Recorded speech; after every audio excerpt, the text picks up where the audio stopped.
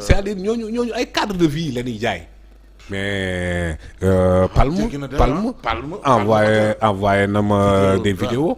loolu quand même day yàq atmosphère bi nga xamante ne tey jii nii ñooñu en fait loolu moom mooy attractivité bi.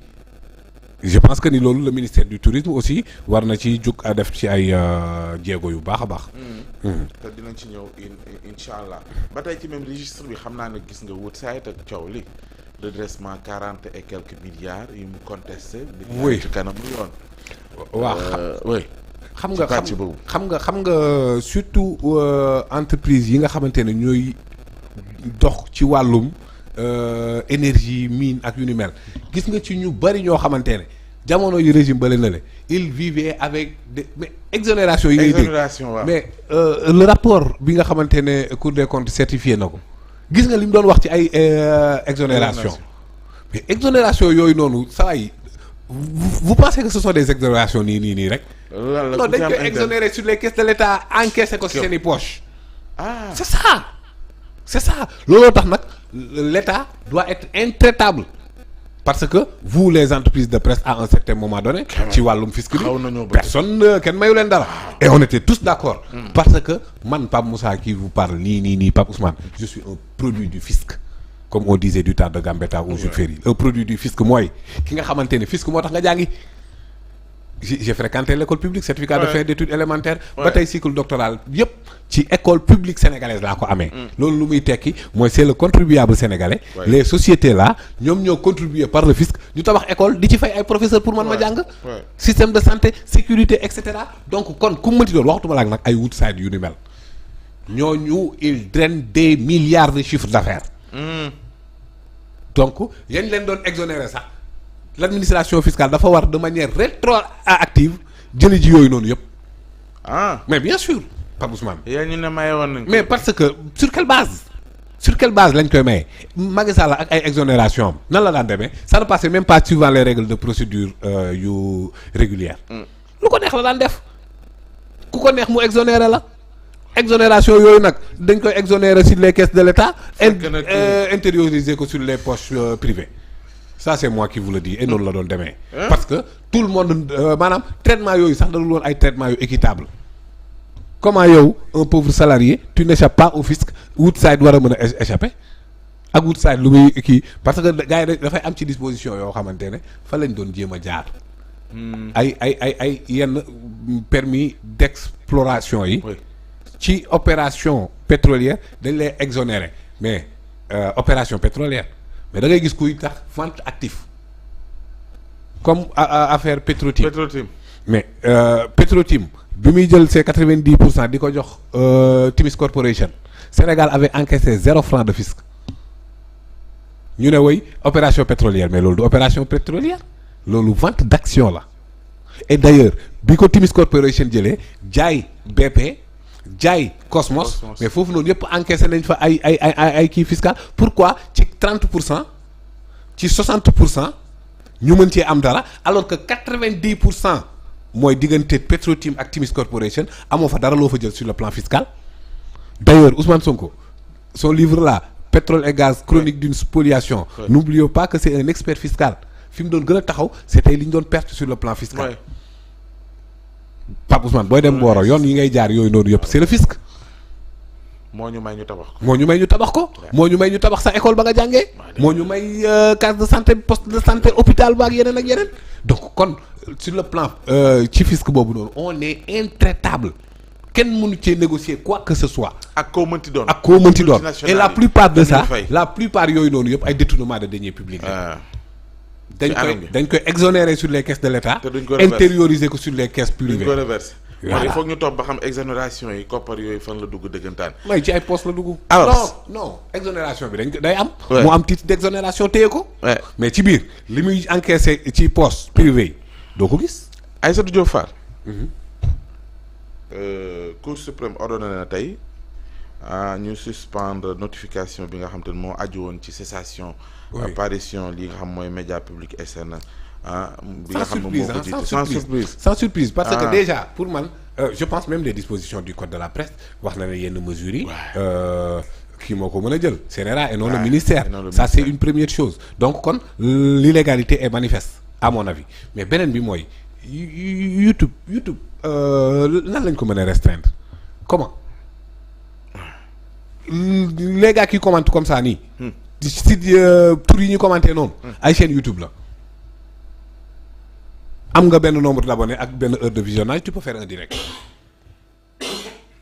buñ la ko kiiwul nga dem Facebook def live wala nga dem TikTok defi live donc fii mu toll nii kenn mënul restreindre lu ni mel léegi nag lan lañ mën a restreindre mooy ku nekk ak sa responsabilité ku def infraction yoon dal sa kaw te état yi mu mën a reconnaître moom bu amee ay avantages yu muy joxe ñi mu reconnaître rek la koy jox sanction boobu doy na sanction boobu rek doy na c'est comme le mariage hein.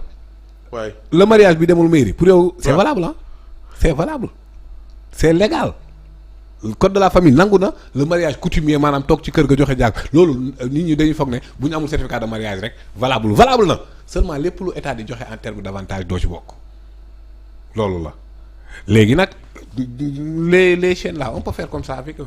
Le ministère va s'exécuter. Ah impérativement décision de justice.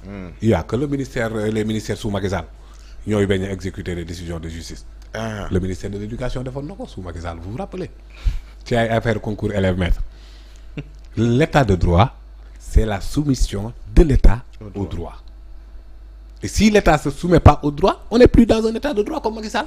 am ñu jàpp ni tamit nekkatuñ ci réewum liberté d'expression. kan moo wax loolu Moustapha ku wax loolu.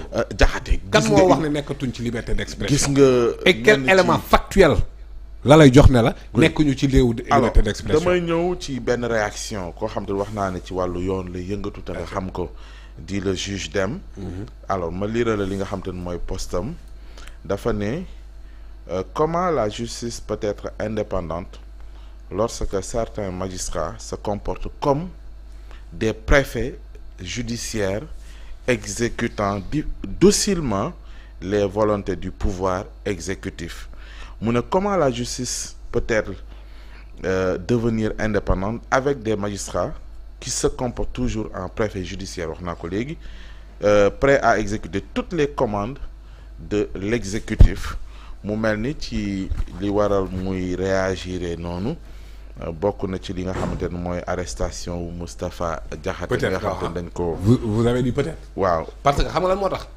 man j'aimerais bien avec cette affirmation le juge Dème me donne des cas me donne des éléments factuels diw mii jàpp nañ ko fii te lii mu wax nii amul benn infraction j'aimerais bien qu'il me fasse ça mais lii la ñuy woowee déclaration gratuite gis nga ci benn exemple gis nga ci benn cas ak benn disposition bu mu la convoquer ne la ça a été violé dans tel cas gis nga ko non dama lay laaj rek benn déclaration rek nga andi sans fait bu koy étayer sans disposition bu ñu violé donc kon lii laay tuddee une déclaration gratuite parfois aussi Pape Ousmane day am ay déclaration sélective j'ai vu dans le cas surtout Tafisco Diakhaté dinaa ci ñëw kii di forum du justiciable. waaw Boubacar Ba kii s'indigne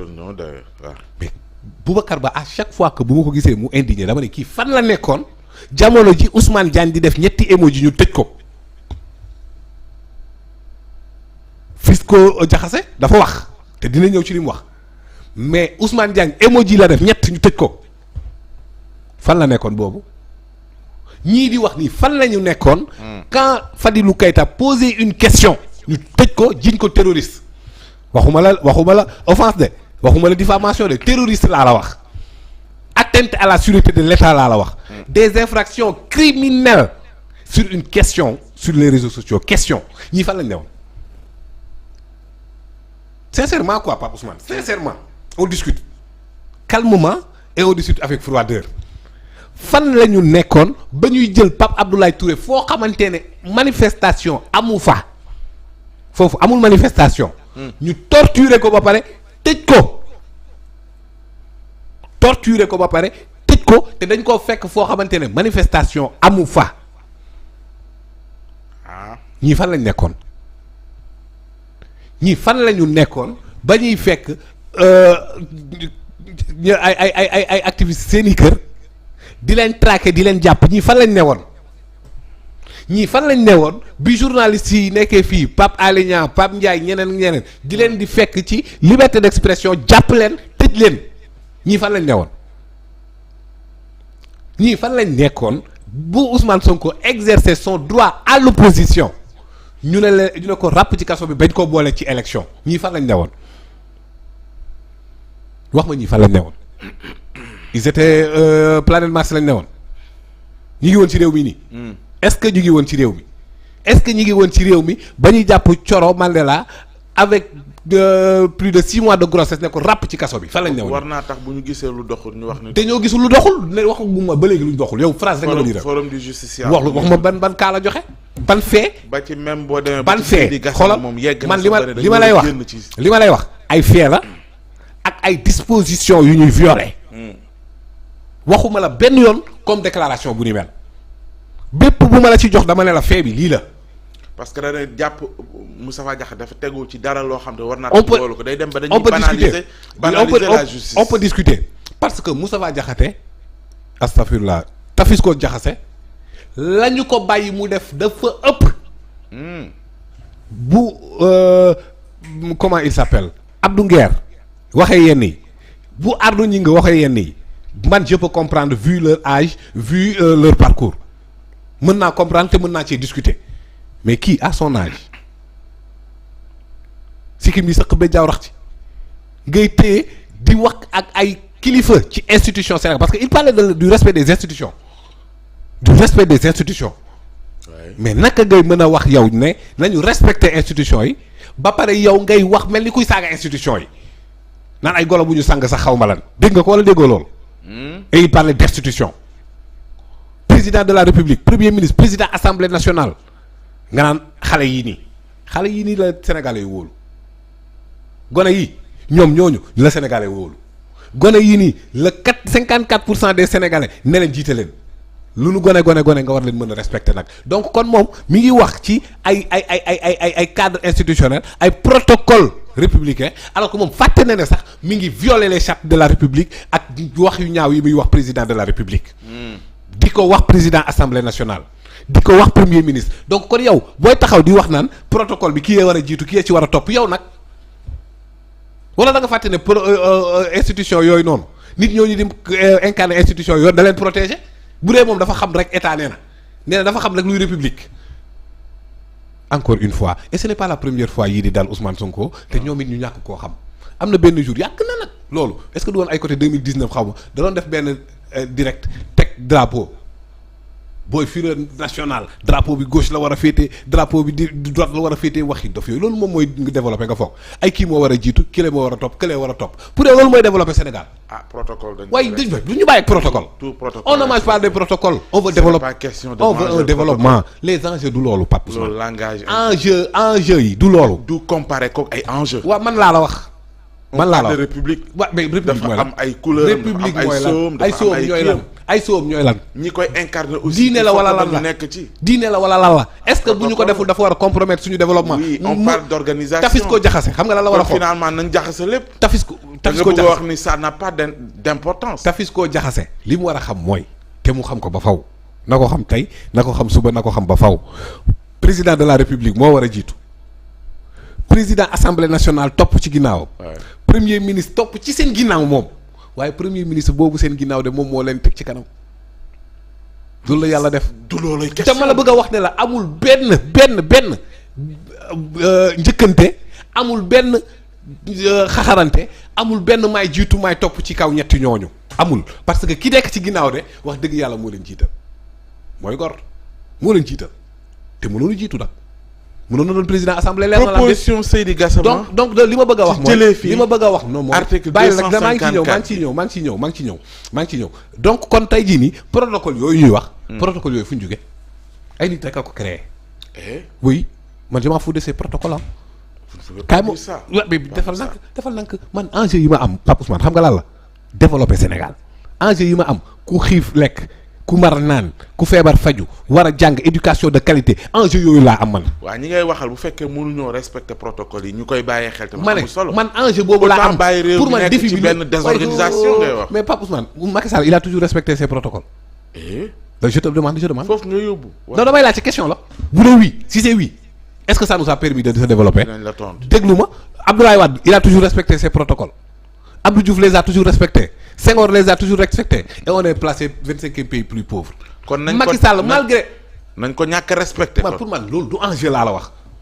pour man loolu du problème. ay protocole. du question de. waaw man loolu yow sa appréciation la nangul naa la ko. apprécié wu ma de. waaw léegi yow da nga jàpp ne. protocole yooyu noonu lu am solo la man pour man li ëpp solo moom mooy le développement. léegi man pour man li ëpp solo moom mooy le décollage économique malgré que Macky Sall respecté na protocole teewul jëlee nañ ko fi kon sénégalais yi du protocole la ñuy apprécier sinon duñ ko fi jëlee sinon duñ fi jëlee président Wade professeur agrégé avocat international. donc kon ñun suñu enjeu du ay protocole suñu enjeu lekk ba suur la naan ba màndi la feebar faju la am éducation bu baax am sécurité bu baax bokk ci pays yi naat parce que suñuy ressources maye nañ ko suñuy qualité ressources humaines maye na ko. ñuy taxaw di ma sonal ak ay protocole étatique Karim Xrum Xax je ne suis pas tout à fait d'accord avec lui mais sur certains points je suis d'accord nee na pourquoi bu ñuy wax hymne national ñëpp taxaw bu ñuy noddu kenn